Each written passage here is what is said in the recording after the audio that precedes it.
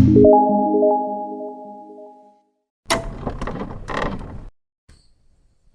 baiklah, kita akan membahas soal nomor 2 ya. Jadi pertemuan kali ini kita akan bahas tentang soal-soal mengenai koordinat. Jadi kita buat dulu, kita buat apa namanya, sumbu koordinatnya. Gambarkan garis M yang tegak lurus terhadap sumbu Y dan berada di bawah dan berjarak 4 satuan dari sumbu X. Oke, jadi kita buat dulu ini sumbu Y-nya, ini sumbu X. 1, 2, 3, 4, 5, 1, 2, 3, 4, 5, 1, 2, 3, 4, 5, 1, 2, 3, 4, 5. Ini kita kasih tanda panah ya. Kita kasih tanda panah.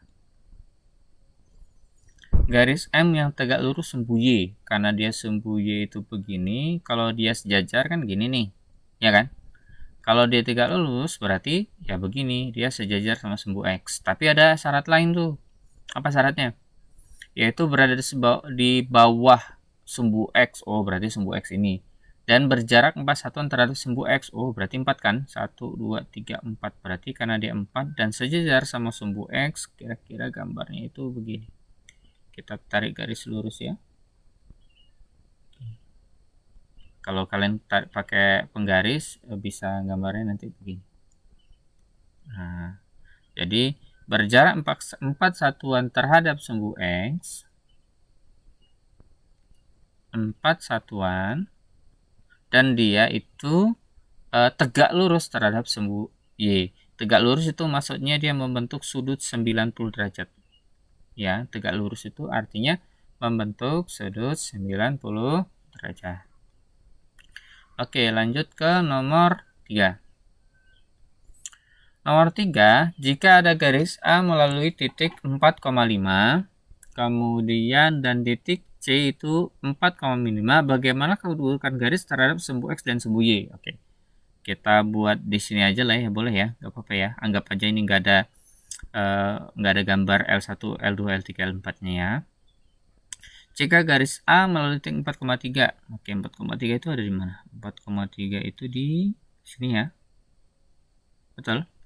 Kemudian dan titik C itu 4,5, 4. X-nya 4. Ya, terus Y-nya min 5. Min 5. Di sini. Nah, terus dibuat garis nih. Garisnya itu melewati dua titik ini. Jadi kalau kita buat, nah, seperti ini. Nah, pertanyaannya apa? Pertanyaannya adalah, bagaimanakah kedudukan garis terhadap sumbu X dan sumbu Y? Oh, ada gini. Karena dia bentuknya pasti begini, berarti garis ini sebut saja kita garis, oh ini garis M ya, garis A dong, udah ada namanya, garis A. Garis A ini sejajar dengan sumbu Y, sejajar sumbu Y dan tegak lurus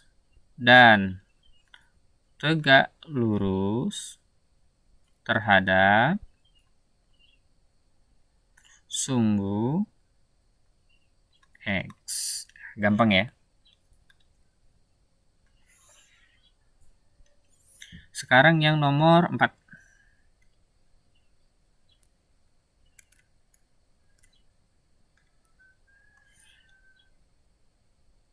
Yang nomor 4. Tarik dulu ya.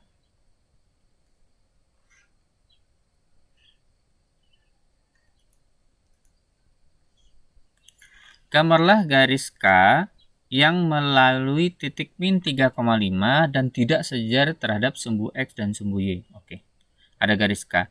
Pertama kita buat titiknya dulu ya. Titiknya itu ada di min 3,5.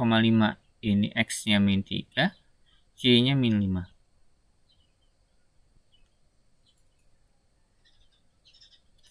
Dan tidak sejajar terhadap sumbu X dan sumbu Y. Kan kalau kita buat seperti ini dirapin dulu ya. Kalau bentuknya seperti ini, dia sejajar terhadap sumbu X, terhadap sumbu Y, dan dia tegak lurus terhadap sumbu X. Kalau dibuat seperti ini, dia akan sejajar sama sumbu X dan tegak lurus terhadap sumbu Y. Nah, kita harus nyari yang tidak seperti itu. Jadi gimana? Ya udah kita buat gini aja deh. A miring gini. Nah, dia kan tidak sejajar manapun gitu ya. Boleh kayak gini nggak, Pak? Oh, sorry, ini gambarnya nggak pas. Gambarnya gini boleh nggak, Pak? Boleh, terserah aja. Yang penting dia tidak tegak lurus terhadap sumbu X dan tidak lurus terhadap sumbu Y.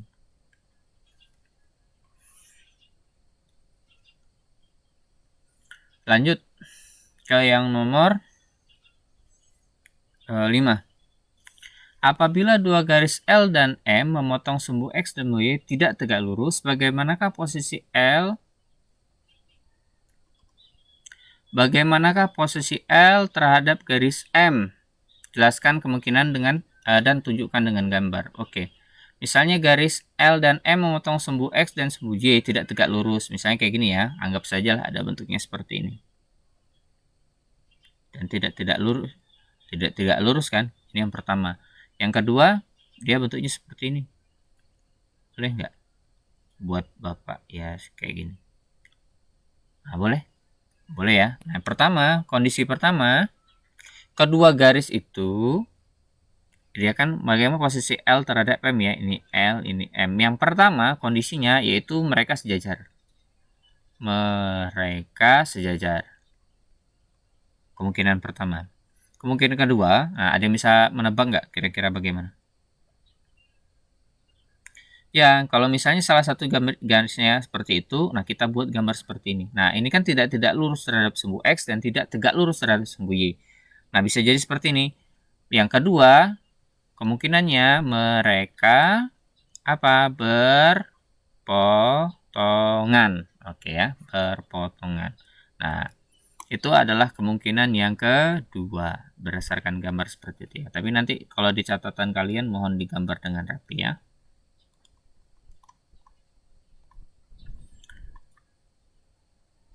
Ya, mungkin itu saja yang perlu Bapak sampaikan. Nah, ada tugas ya. Yang tugasnya adalah membuat peta rumah kalian ya, membuat peta rumah kalian yang berisi paling tidak ada 15 rumah yang ada di sekitar kalian. Dipahami? Ada 15 rumah yang ada di sekitar kalian. Mungkin itu saja yang bisa Bapak sampaikan. Boleh nanti ada tempat ibadah, sekolah, puskesmas, pos kampling, pokoknya ada gambar rumah kalian. Oke ya. Itu saja. Assalamualaikum warahmatullahi wabarakatuh.